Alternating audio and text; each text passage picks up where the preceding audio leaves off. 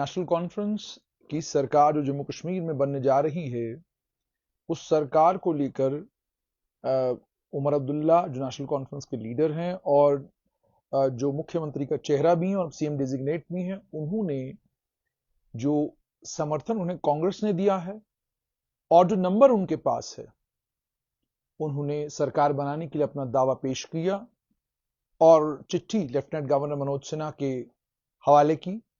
और चिट्ठी देने के बाद उन्हें तवक्का और उम्मीद ये थी कि शायद फौरन लेफ्टिनेंट गवर्नर मनोज सिन्हा जो हैं वो उनसे ये कहेंगे कि हम मंडे के दिन जो है शपथ ग्रहण कराएंगे।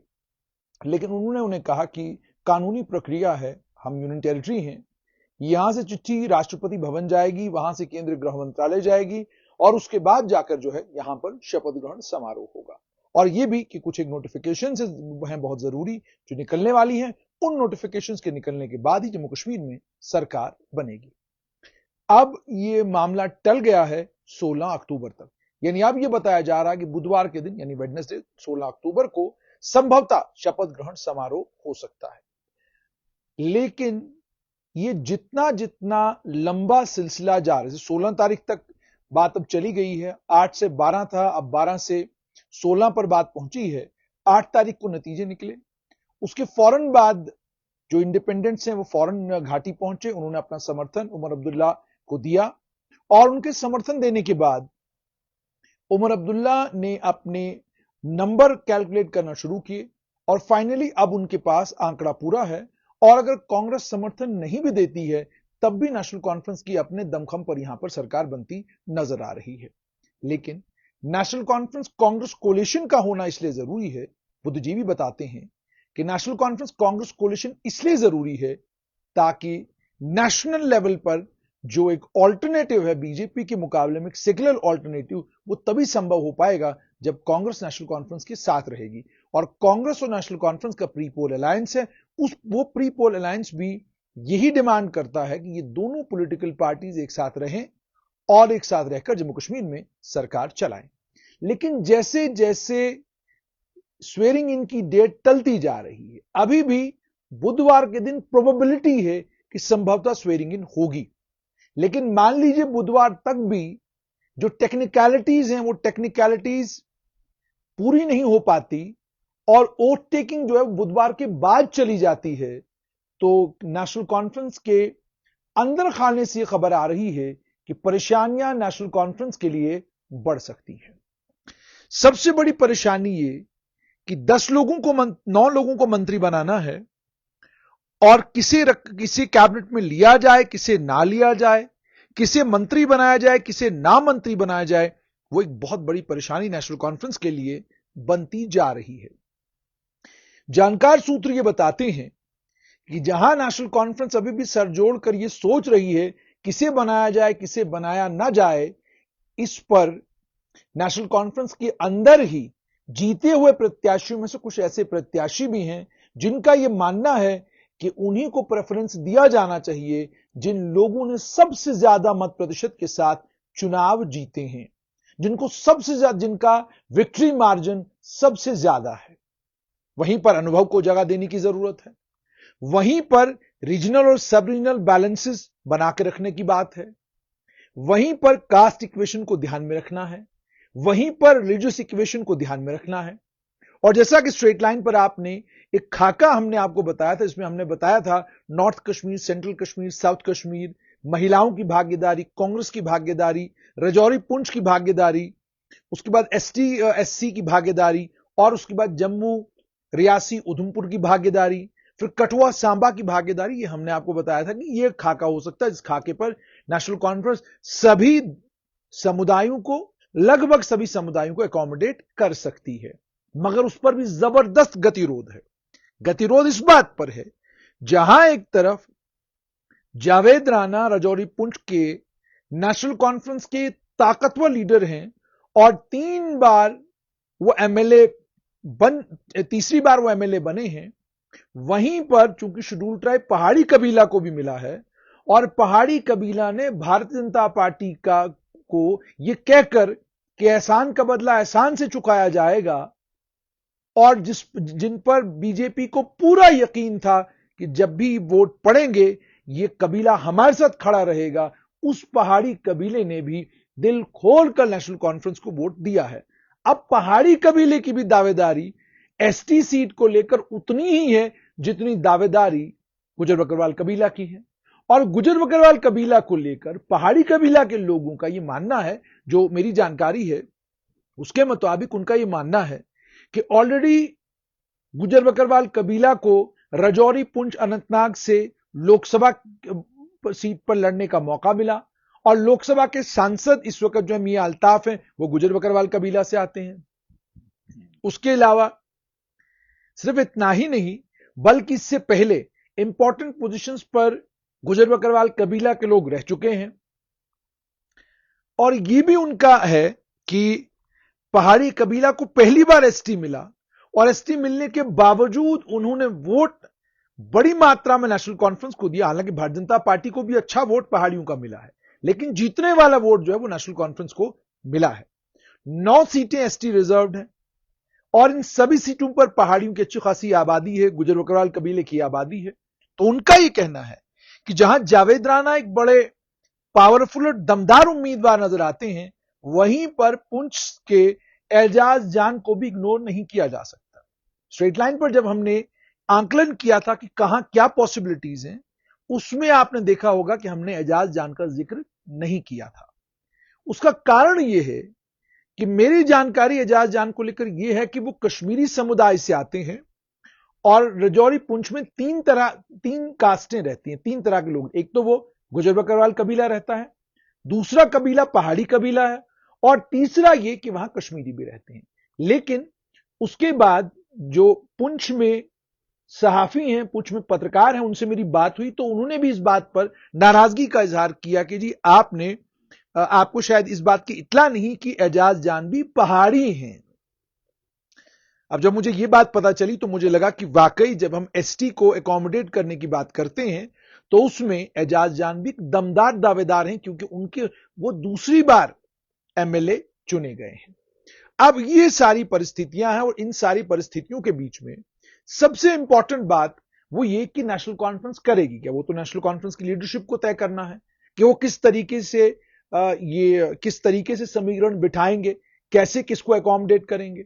वहीं पर एक और चीज जो इस समय पार्टी के अंदर से निकल के आ रही वो ये भी है कि जी आप बिल्कुल वही करें जो केंद्र में जिस तरीके से मिनिस्टीरियल बर्थ, जिस तरीके से मंत्री केंद्र में भारतीय जनता पार्टी ने बनाए हैं, आप उसी फॉर्मूले को रेप्लिकेट करें जम्मू कश्मीर में। मगर उस फॉर्मूले को रेप्लिकेट ना करने की बात लीडरशिप ने की है कि भाई नहीं हो सकता। जिस तरीके से केंद्र में मिनिस्ट्रियल बर्थ्स दी गई हैं, हम उस फॉर्मूले पे जम्मू कश्मीर में काम नहीं कर सकते, क्योंकि हमें जम्मू और कश्मीर दोनों संभागों को एक साथ लेकर चलना है। वहीं पर यह बात भी अब चल पड़ी है कि किस तरीके से जम्मू संभाग को अच्छा खासा एकोमोडेट किया जा सकता है। तो इस पर पार्टी चिंतन मंथन कर रही है। पार्टी की लीडरशिप गंभीरता के साथ इस पर सोच विचार कर रही है। उमर अब्दुल्ला के जो क्लोज कॉन्फिडेंट्स हैं वो तो पॉलिटिकल एडवाइजर और उसके अलावा कई और पोजीशंस होती हैं जहां पर वो चीफ मिनिस्टर के दाएं बाएं रह सकते हैं। लेकिन जहां तक मंत्रालय का ताल्लुक है वहां पर 9 मंत्री बनाने हैं और इस तरीके से बनाने हैं कि पूरे जम्मू कश्मीर को लगे कि उनकी रिप्रेजेंटेशन तो इस कैबिनेट में है। तो ये बहुत बड़ा सरदर्द है जो सरदर्द सरकार के लिए है, और इस सरदर्द को सरकार को दूर तभी कर पाएगी जब कोई इस तरीके के इक्वेशंस बनाए जाएं जिसमें सारे समुदायों को, सारे वर्गों को और दोनों संभागों की पूरी रिप्रेजेंटेशन हो। वहीं पर भारतीय जनता पार्टी ने भी साफ किया है कि वो आक्रामक होंगे, वो सरकार के ऊपर प्रहार करने में कोई कमी कसर बाकी नहीं रखेंगे। और भारतीय जनता पार्टी के सीनियर नेता से मेरी बात हुई, उन्होंने कहा कि विपक्ष के तौर पर हम वो सब कुछ करेंगे जो घाटी के लोगों की और जम्मू संभाग के लोगों की नुमाइंदगी के लिए जरूरी होगा। वहीं पर बीजेपी में गहन चिंतन मंथन इस बात पर भी शुरू हो गया है कि आखिरकार कहां कमी रही, क्यों 8 वो सीटें राजौरी पुंछ की, पहाड़ी कबीला की, जिन जिस पहाड़ी कबीला को शेड्यूल ट्राइब दिया गया, वहां ऐसा क्या हो गया कि पहाड़ी कबीला ने अंतिम समय में अपना सारा वोट या अपना बेशतर वोट और जीतने वाला वोट जो है वो नेशनल कॉन्फ्रेंस को दिया। उस पर भी चिंतन मंथन पार्टी के अंदर शुरू हो गया है। यहां जैसे जैसे स्वेरिंग इन की डेट टलती जा रही है, वैसे वैसे जिनको तो ये लग रहा है कि पक्के मंत्री बनने वाले हैं, उनकी दिल की धड़कनें तेज होने लगी हैं कि भाई जितना आप डिले करेंगे उतना दावेदार ज्यादा हो जाएंगे। वो कैसे होंगे? राजनीति एक बड़ा अजीबो गरीब खेल है। जैसे जैसे आपकी स्वेरिंग इन टलती है, वैसे वैसे पार्टियां सबसे संपर्क साधना शुरू करती हैं। सबको यह बताने की कोशिश की जाती है कि आप बड़े सीनियर लीडर हैं, आप बड़े ताकतवर लीडर हैं, आप इतने बड़े मार्जिन से जीते हैं, तो आपको मंत्री नहीं बनाएंगे तो फिर किसको बनाएंगे?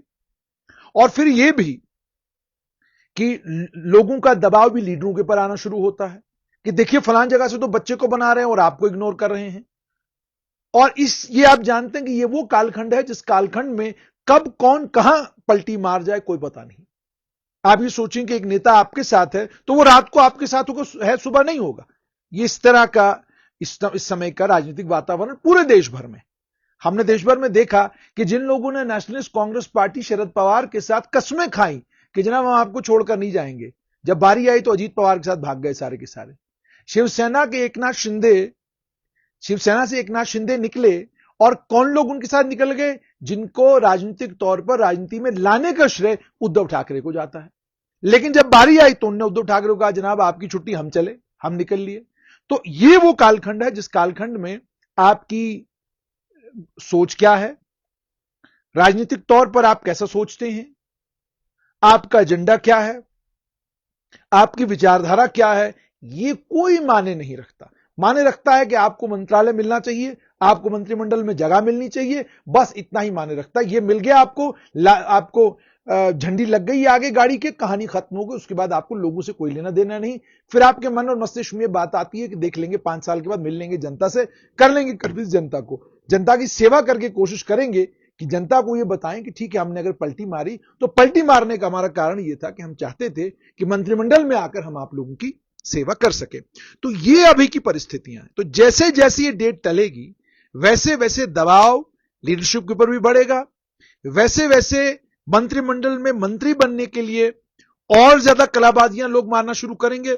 और वो समय जब लोग ऑलरेडी ये जानते हैं कि एक तरफ जहां नेशनल कॉन्फ्रेंस साफ तौर पर नजर आ रही है, सरकार बनाती नजर आ रही है, वहीं पर भारतीय जनता पार्टी के पास 29 हैं, अभी 5 नॉमिनेशन होना बाकी हैं। उन नॉमिनेशंस के बाद ये नंबर कहीं का कहीं पहुंचेगा और जब ये नंबर वहां पहुंचता है संभवतः उसके बाद किसी भी तरीके से राजनीति किसी भी साइड पलट सकती है।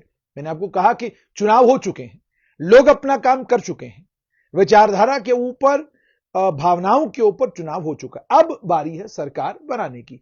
तो जितनी जल्दी सरकार बनती है उतना नेशनल कॉन्फ्रेंस कांग्रेस के लिए अच्छा होगा। और अगर सरकार को बनने में समय लगेगा, ये कहीं ना कहीं परेशानियां नेशनल कॉन्फ्रेंस कांग्रेस कोलिशन के लिए बढ़ा सकता है। हालांकि इसको नेशनल कॉन्फ्रेंस कांग्रेस कोलिशन नहीं कहा जा सकता क्योंकि इसमें नेशनल कॉन्फ्रेंस के पास ऑलरेडी 49 के करीब करीब अपने लोग हैं, तो 6 लोग जो कांग्रेस के हैं वो उन्हें अपने साथ जोड़े हैं, तो इसे नेशनल कॉन्फ्रेंस की सरकार सपोर्टेड बाय कांग्रेस कहा जा सकता है। तो फिलहाल की खबर यही है कि सबकी सांसें थमी हुई हैं, सब इस समय इंतजार कर रहे हैं कि कब स्वेरिंग इन सेरेमनी होगी, कब मंत्रिमंडल बनेगा, कब मुख्यमंत्री शपथ लेंगे, सबकी उस पर निगाहें हैं। पर इसके बीच में एक बात यहां पर करना बहुत जरूरी है।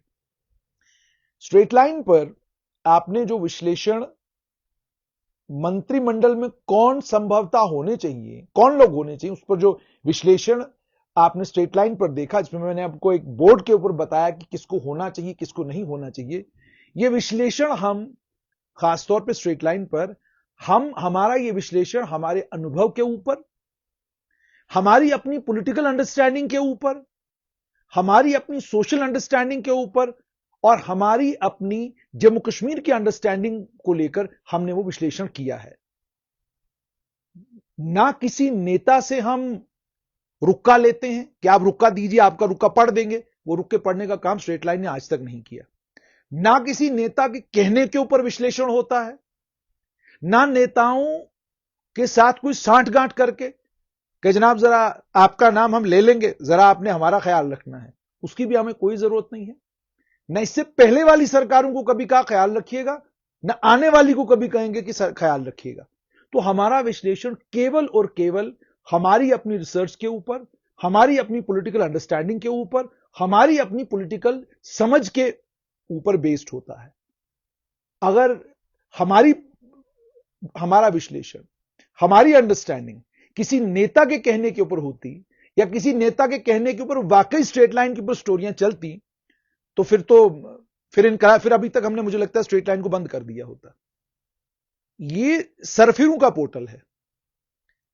यहां पर जो लोग मेरे साथ जुड़े हुए हैं, सारे के सारे पत्रकार हैं, अनुभवी पत्रकार हैं, लेकिन थोड़े सरफिरे हैं।